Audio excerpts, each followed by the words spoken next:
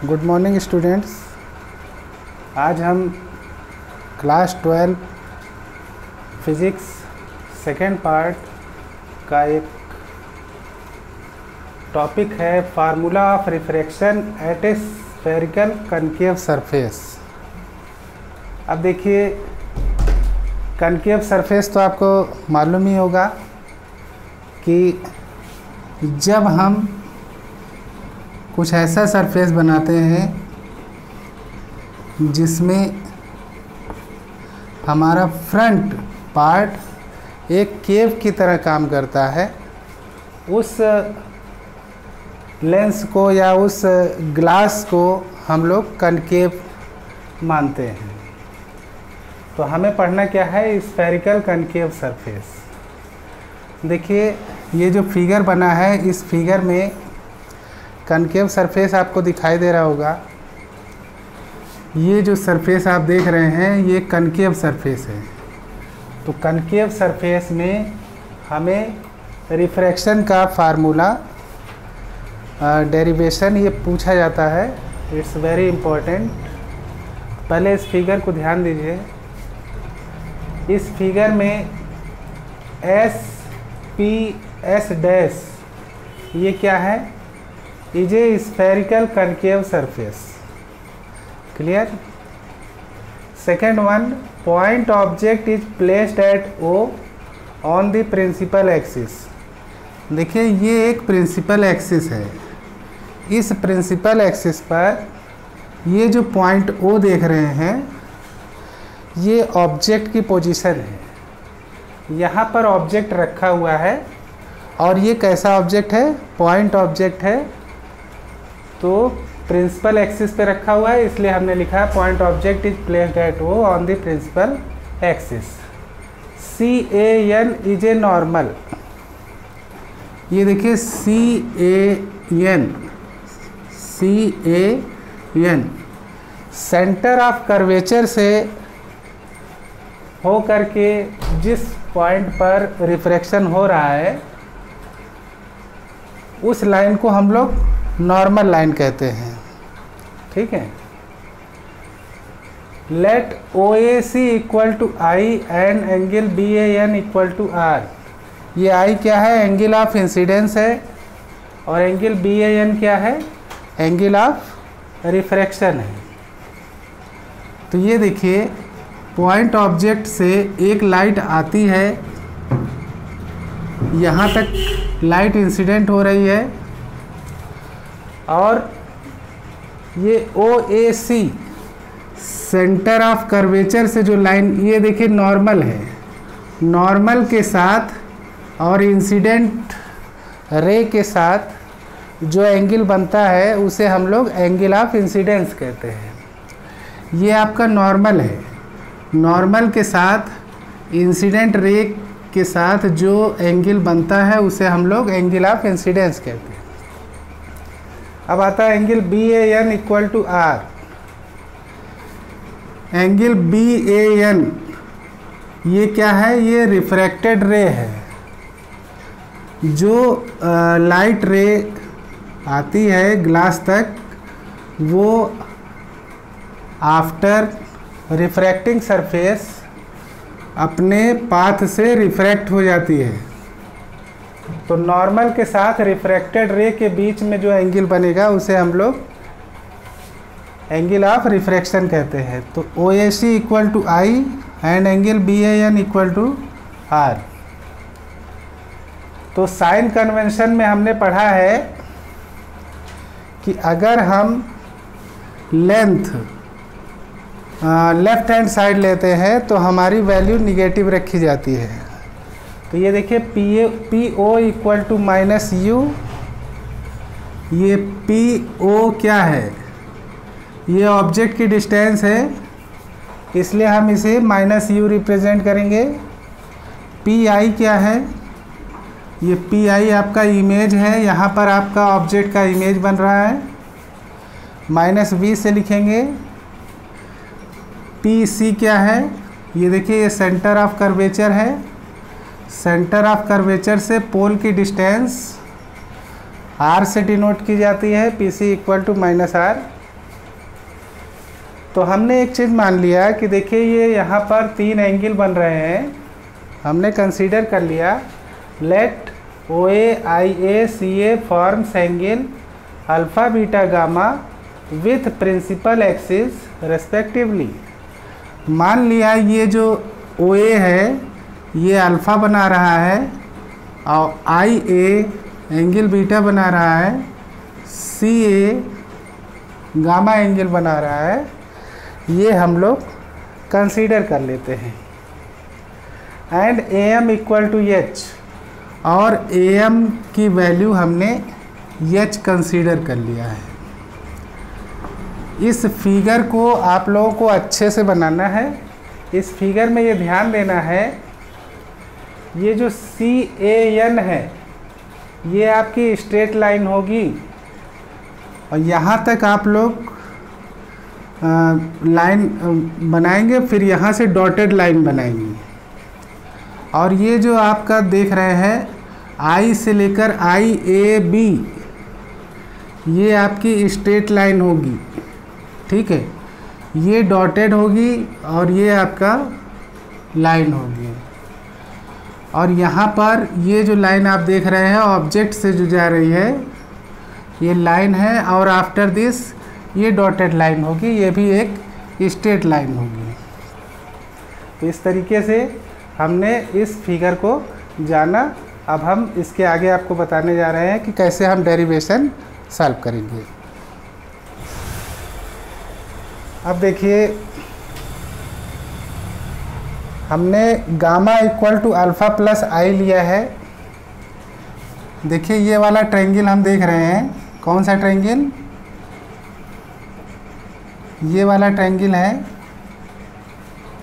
जिसमें ये आपका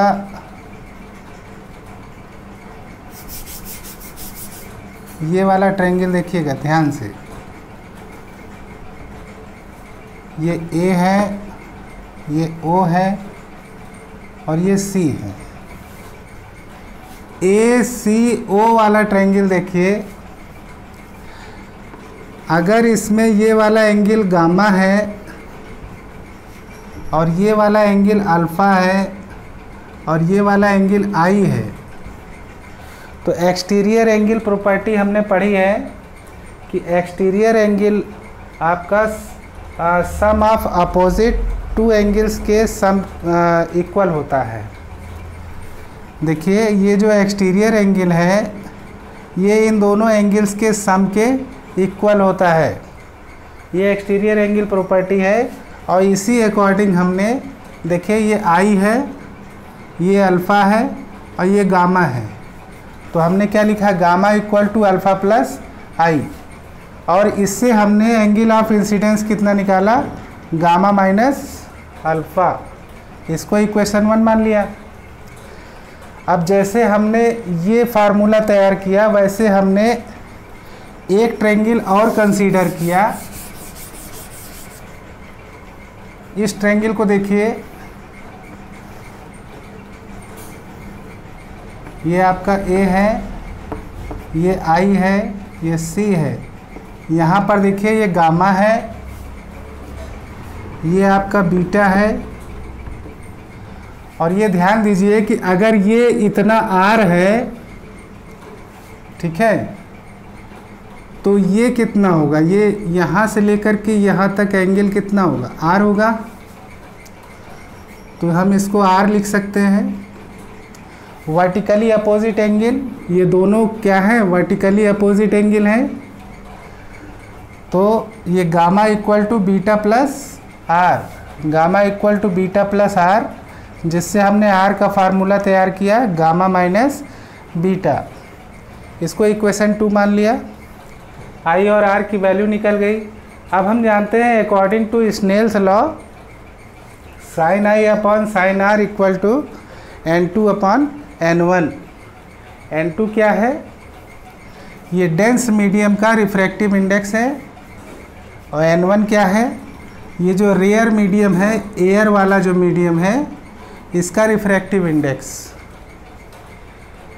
अगर हम ये जो आप स्फेरिकल पार्ट ले रहे हैं, इसका डायमीटर अगर छोटा है, ध्यान दीजिएगा, ये देखिए ये एक सर्किल बनाता है, तो ये डायमीटर हमको बड़ा दिखाई दे रहा है ना। अगर इसका डायमीटर छोटा है तो ये जो ए आपको दिखाई दे रहा है, पॉइंट ए, ये पी के नज़दीक आ जाता है। ये ए जो है ये पी के नज़दीक आ जाता है, और जब ये ए पी के नज़दीक आ जाएगा तो आई और आर की वैल्यू हमें बहुत छोटी मिलेगी। ये जो आई और आर देख रहे हैं, ये आई और आर की वैल्यू हमें बहुत छोटी मिलेगी। इसलिए हम लोग क्या करते हैं, साइन आई को आई मान लेते हैं, साइन आर को आर कंसीडर कर लेते हैं। तो हमने यहाँ साइन आई की जगह आई ले लिया, साइन आर की जगह आर, n2 अपॉन n1, और इसके बाद n1 I equal to n2 are हो गया। अब देखिए इसके बाद हम ये जो i की वैल्यू निकाले हैं और जो r की वैल्यू निकाले हैं, इसी में पुटअप कर देंगे। देखिए पुटअप करने पर क्या आएगा, ये हो जाएगा n1, i की वैल्यू क्या आई थी, एक मिनट,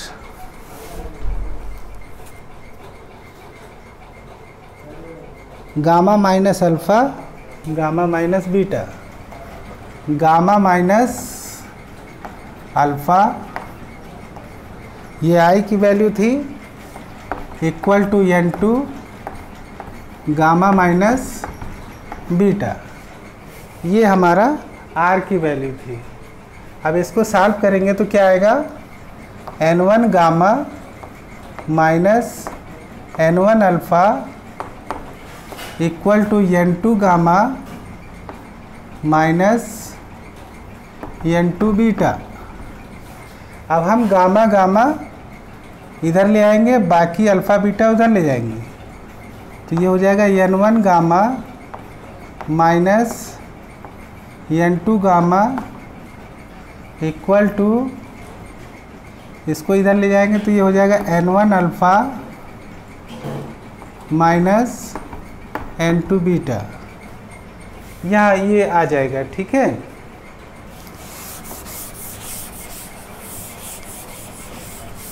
इसके बाद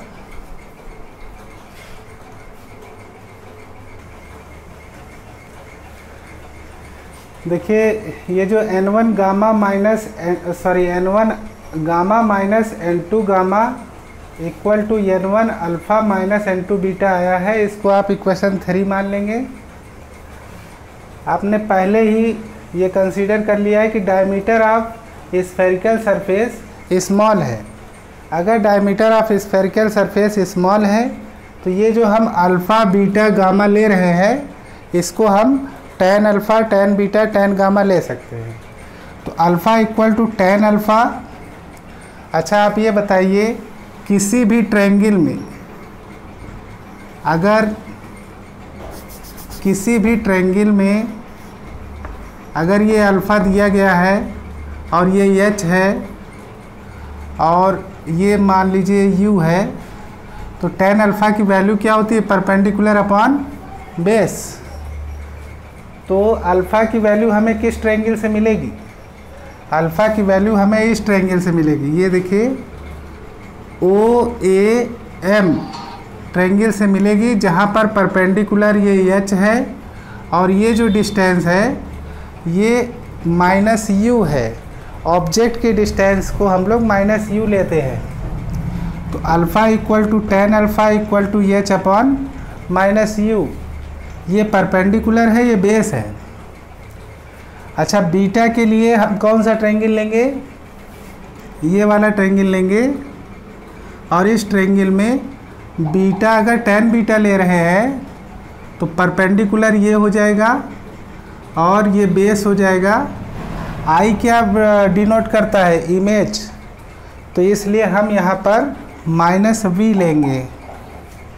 अच्छा माइनस क्यों लगा रहे हैं, साइन कन्वेंशन ये कहता है कि अगर हम लेफ्ट हैंड साइड की डिस्टेंस ले रहे हैं तो हम निगेटिव मिलेंगे।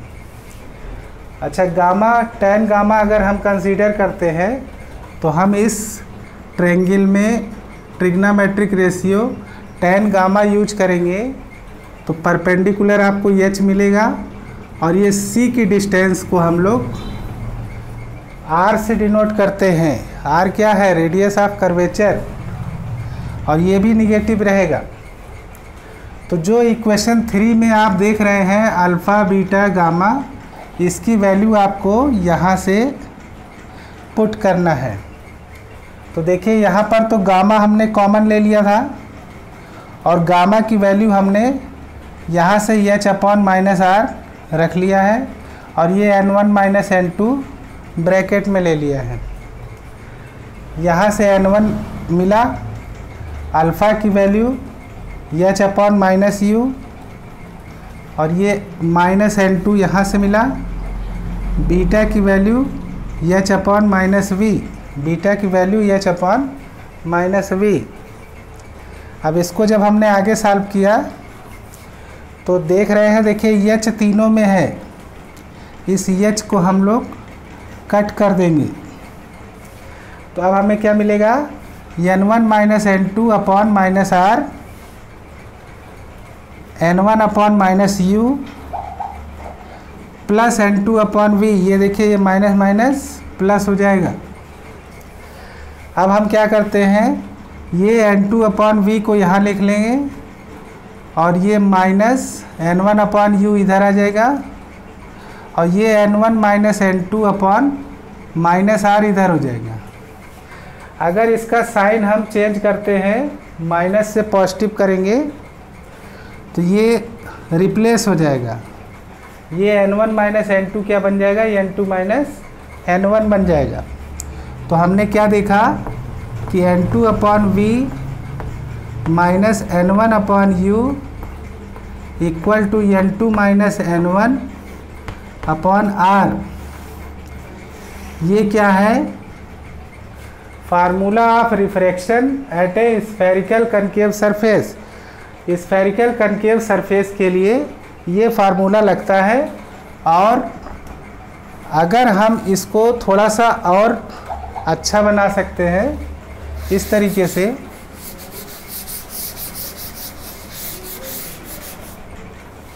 अगर हम सम में, जैसे ये n2 देख रहे हो ना, सब को अगर हम n1 से डिवाइड कर दें, ठीक है, तो देखिए ये बन जाएगा n2/n1 अपॉन v, और ये क्या बन जाएगा? Minus n1 upon n1 upon u, और ये क्या बन जाएगा? n2 upon n1 minus n1 upon n1 r। हमने किया, देखिए बहुत सिंपल किया है कि जहाँ भी आपको n दिखाई दे रहा है ना, सबको हमने क्या किया? n1 से डिवाइड कर दिया है। तो मैथमेटिकली हमने थोड़ा सा सिंपल कर लिया। अच्छा देखिए यहाँ n1 से n1 कट जाएगा, यहाँ n1 से n1 कट जाएगा। तो we know that n2 upon n1 equal to n होता है, n2 upon n1 equal to n होता है। तो हम जहाँ पर भी n2 अपॉन n1 दिख रहा है वहाँ पर n लिखेंगे, n upon v minus 1 upon u equal to n minus 1 upon r।